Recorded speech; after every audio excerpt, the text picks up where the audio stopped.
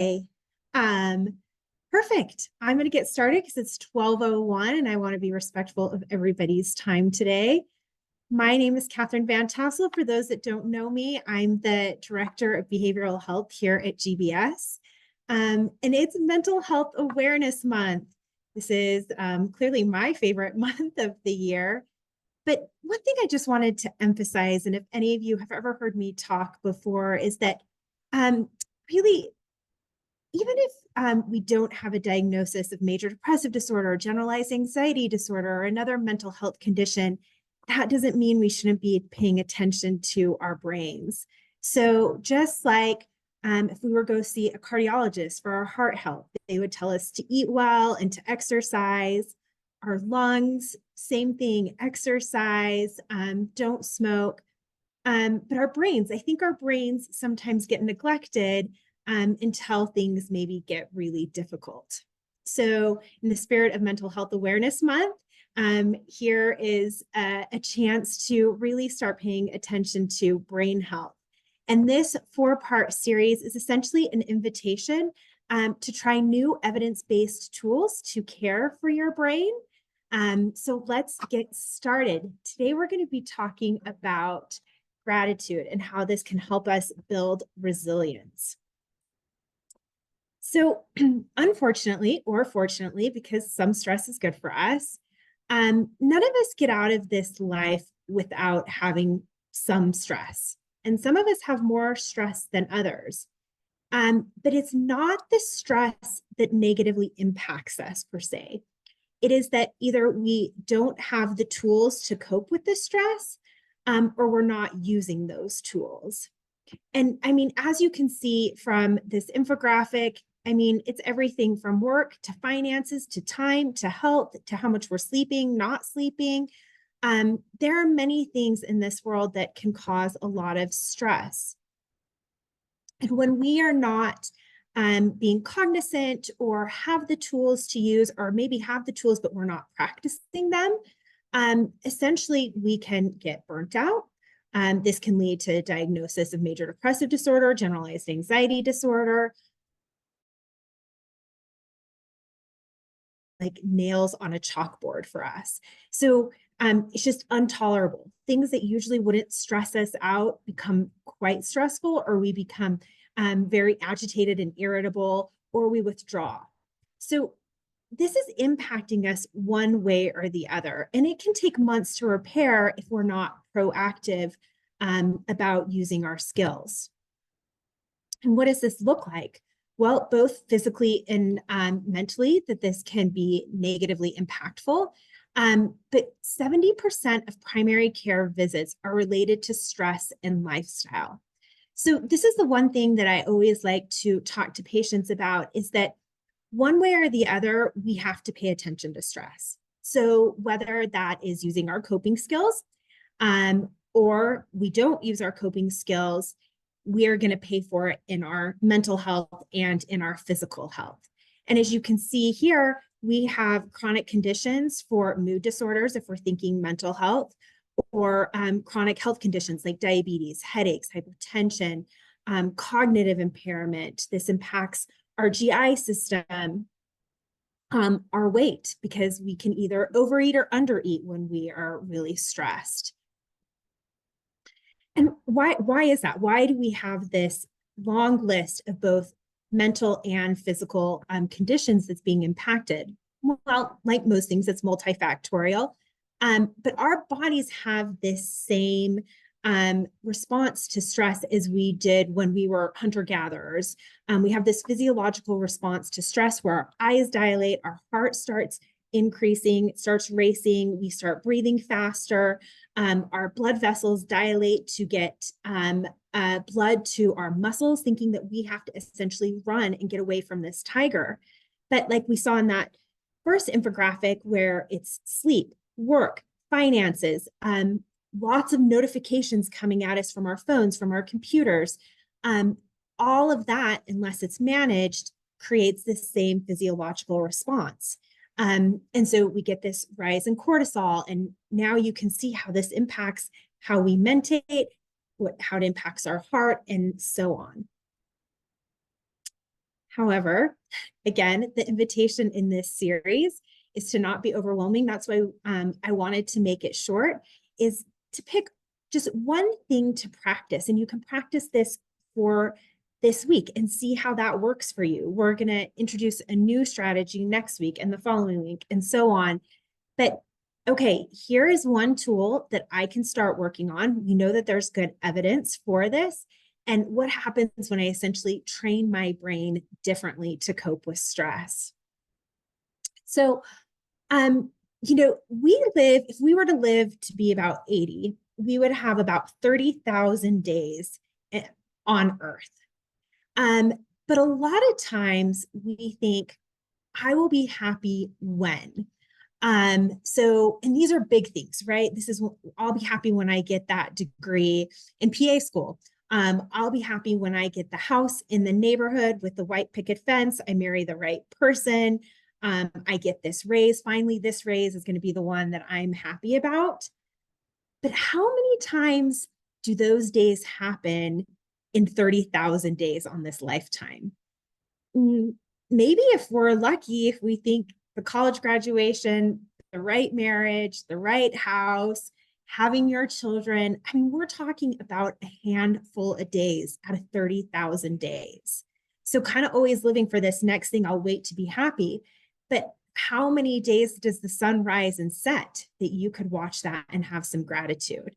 How many times can you give a loved one a kiss or pet your dog? Or there's a big difference when, clearly today we're talking about gratitude, is that when we find gratitude in the small things.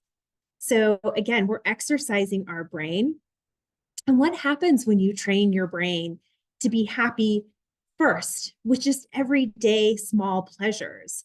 Well, we know people that are happy are 31% more productive, 37% higher sales, 300 times more creative, 40 times more likely to get a promotion. And what we saw in the Nun study is that you live longer.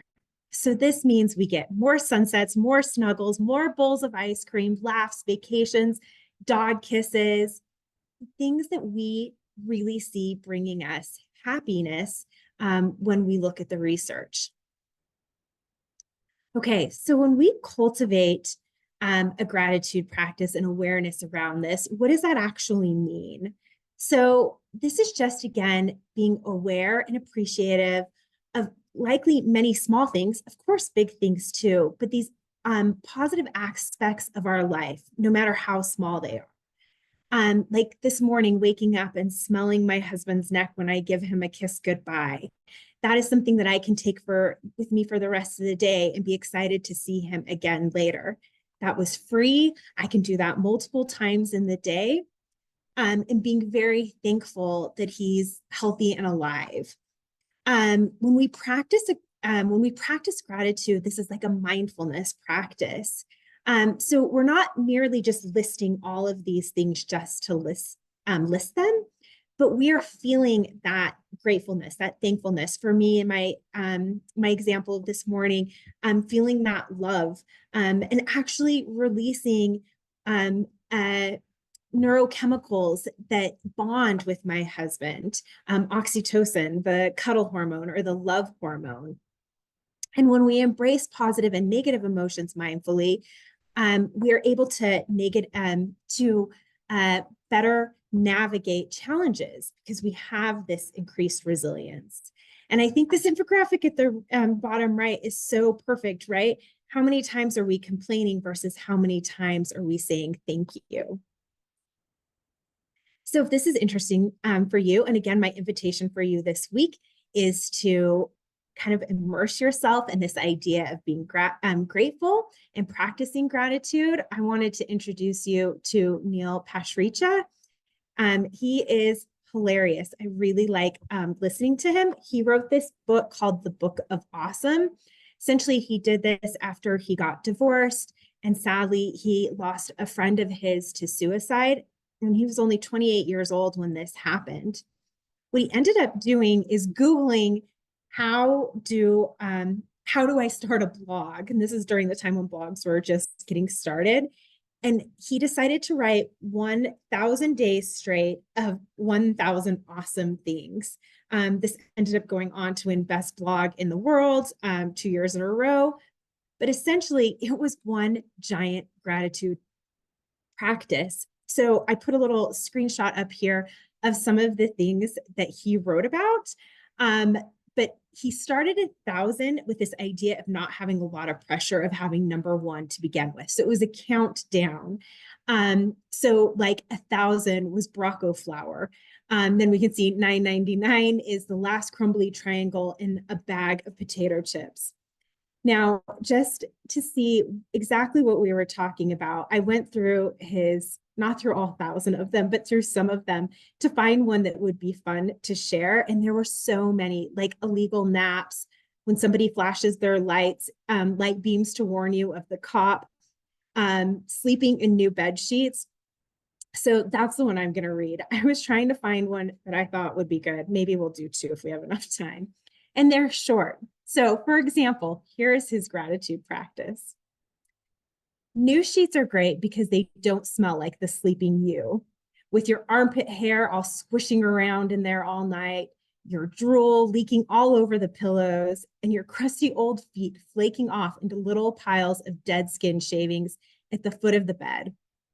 And let's not forget the hot farts of the bed. Don't deny it. We're all disgusting when we sleep, and new bed sheets are great for letting us temporarily escape our own filth. Really, only one thing can add to that new bed sheet feeling, and that's when it's your first seasonal sleep in thin cotton sheets or thick linen sheets for the winter. As you close your eyes softly, crickets chirping outside your window, moonlight and tree branches shadow dancing on the walls, you know you're right. You know right then and there, it's going to be a good night. And we only have a couple more minutes together. I would share a couple of other ones. I was reading these to try and pick one, and I was just laughing out loud. So you don't have to buy his book to read these. They're also online, 1,000 Awesome Things. You can Google it. But as you can see from this list, these are the small things in life that really add up, and we should be paying more attention to. So because I love to dig into the evidence about this, our brains actually change when we practice gratitude, which is so cool. And those brain regions that change are associated with empathy and social bonding and reward. And we see that because of our brains changing, it actually reduces fear and anxiety by our stress hormones. And we get an increase in dopamine and serotonin. So dopamine's motivating, dopamine helps with concentration, and serotonin helps with mood. We get this cognitive restructuring by fostering positive thinking. And there's this term called neuroplasticity. This is the changing of our brains when we adopt new habits. It also happens when we adopt maladaptive habits. But you essentially get these new firing, new neural connections in the bliss center. And we see cortisol regulation. So remember when I was talking about at the beginning how we see chronic diseases, mental health conditions being impacted by unmediated stress. So again, we're all going to have stress. Stress increases cortisol levels. We know that. That's okay. It's just when it's unmediated and stays unchecked. That's when we see our blood sugars rising. And that's bad if you have diabetes or pre-diabetes. So gratitude practice helps lower cholesterol levels. We sleep better. I have a whole hour presentation on the health and mental and physical health of sleep. So being able to improve your quality of sleep, fall asleep better because we're not having ruminating thoughts. And then again, on the backdrop of Mental Health Awareness Month, improving mood helps reduce symptoms of depression and anxiety. So if you're that personality of being a cat in a bath or very anxious or always having these ruminating thoughts, gratitude practice would be great for you to adopt. So here is my invitation of a few strategies that you can adopt this week, and hopefully they're so successful for you that you will continue to practice them. So this week, in the next couple of weeks, this month, set some time aside. And this is minutes, minutes. And we all have minutes. So if you've ever watched Game of Thrones or Seinfeld or name your favorite show, that is hundreds of hours that we've spent doing that. We have minutes to turn off social media, turn off TV, step away, and write for 5 minutes in a gratitude journal. And again, we're not having to dig real deep. This is like simple things that happened. One of the things that Neil talks about is when a new cashier opens up a checkout line and you get to be in the front of the row. Start with a gratitude journal. How can you also share this with your family or those that you may live with? Putting in a gratitude jar in the house and having people put something in every day, and maybe you share them at the end of the week or you talk about them at dinner. So write some things down. You can have guests do this when they come in. Why don't you write a letter to somebody else, for somebody who's made a difference in your life, sending a thank you note. Or my favorite, gratitude walks. So getting the benefits of moving your body, going outside, hopefully in some sort of green space where there's trees or grass. You get mind benefits from that. But taking some time to focus on things that you're grateful as you walk. I am again thankful for your time here today. And again, we're going to do this for the following week and for 3 more weeks after this, the same time. And if you would like to reach out to me, I'm happy to chat with you, and we'll see you next week.